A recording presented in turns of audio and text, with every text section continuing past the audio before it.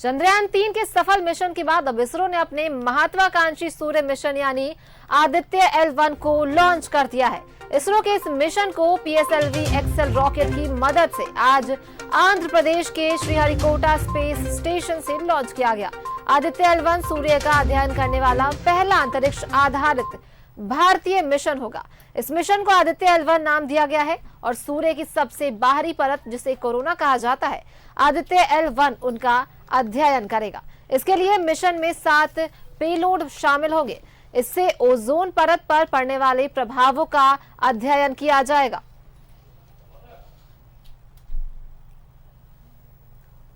पूरी प्रक्रिया में करीब 120 दिन लगेंगे। सूर्य की स्टडी के लिए पहला भारतीय मिशन सफलतापूर्वक आदित्य L1 की लॉन्चिंग। चांद हथेली पर अब सूरज होगी मुट्ठी में। आज सुबह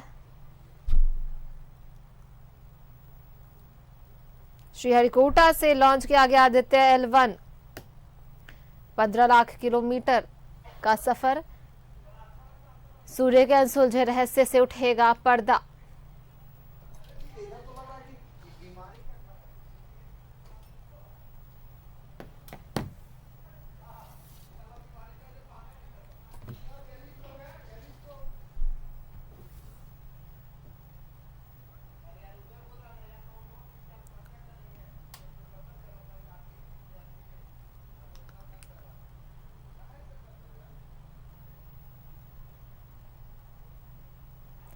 और सीधे जुड़ेंगे अपने सहयोगी शाहनवाज के साथ, जो हमारे साथ बने हुए हैं। जी शाहनवाज, आज भारत ने एक और परचम लहरा दिया। चंद्रयान-3 के बाद, अब सफल मिशन के बाद, अब इसरो ने महत्वाकांक्षी सूर्य मिशन यानी आदित्य L1 को लॉन्च कर दिया है।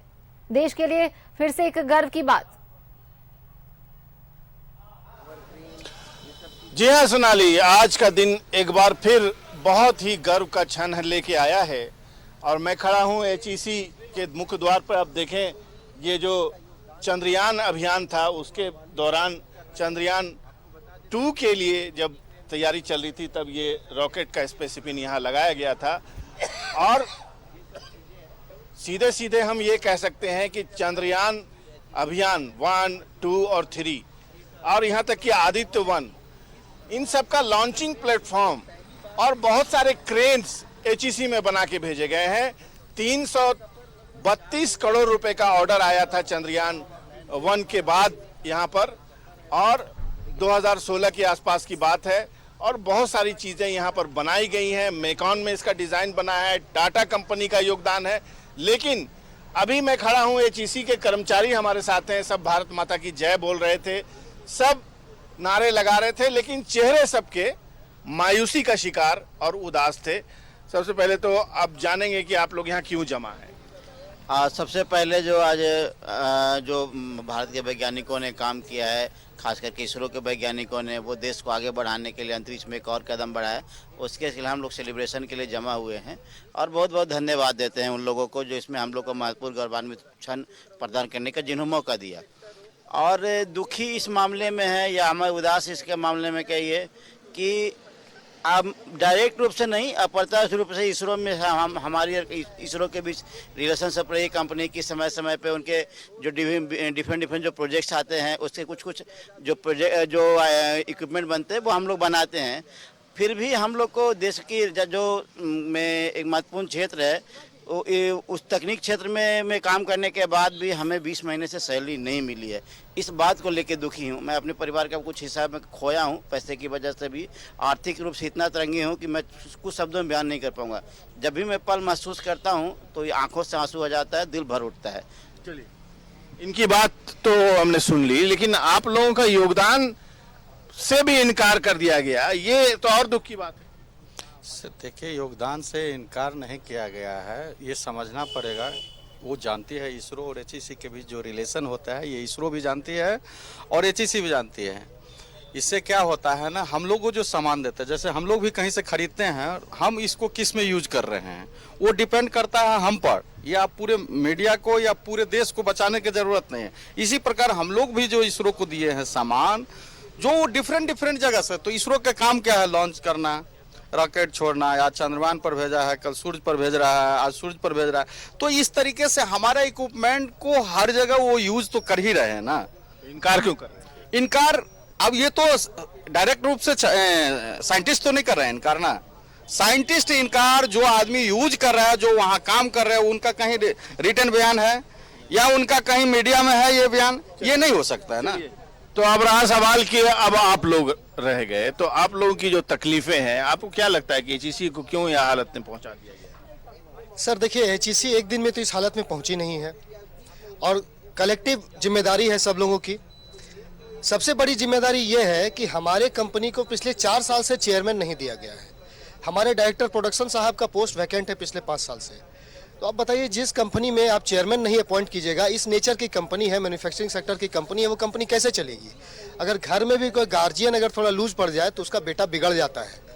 तो उसी तरह से यहाँ भी हुआ है और इस कारखाने को आप नॉर्मल कारखाने की तरह ट्रीट करेंगे तो आप इसमें कभी सक्सेसफुल नहीं होंगे।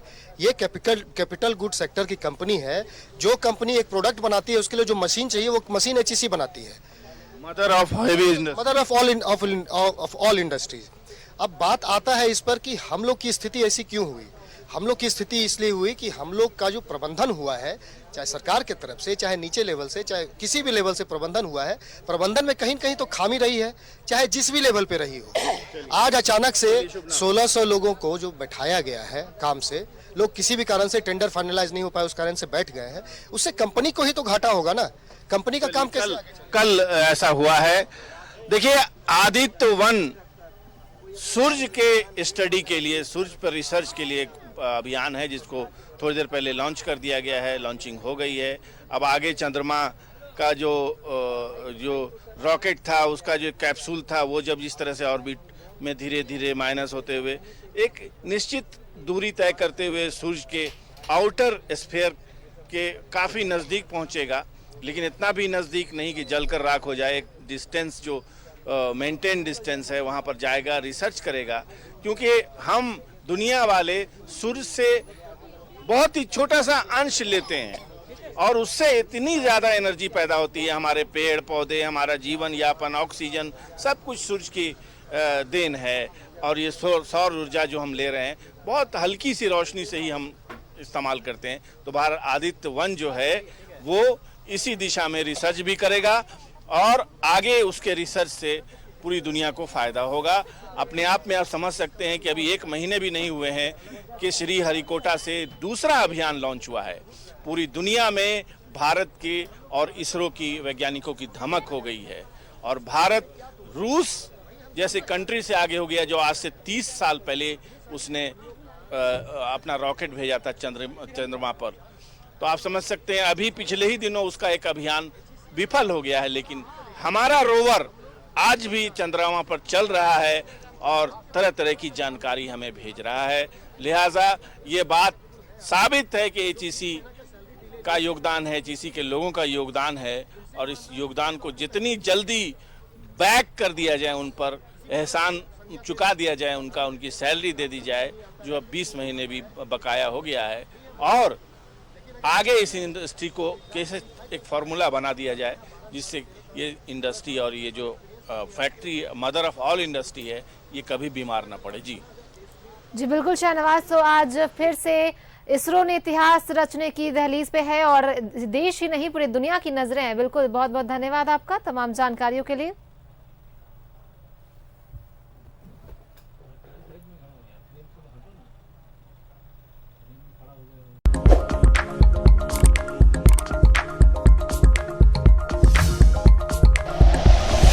Like and share videos, subscribe करें हमारा चैनल और प्रेस करें बेल आइकॉन। न्यूज़ 11 भारत, सच है तो दिखेगा।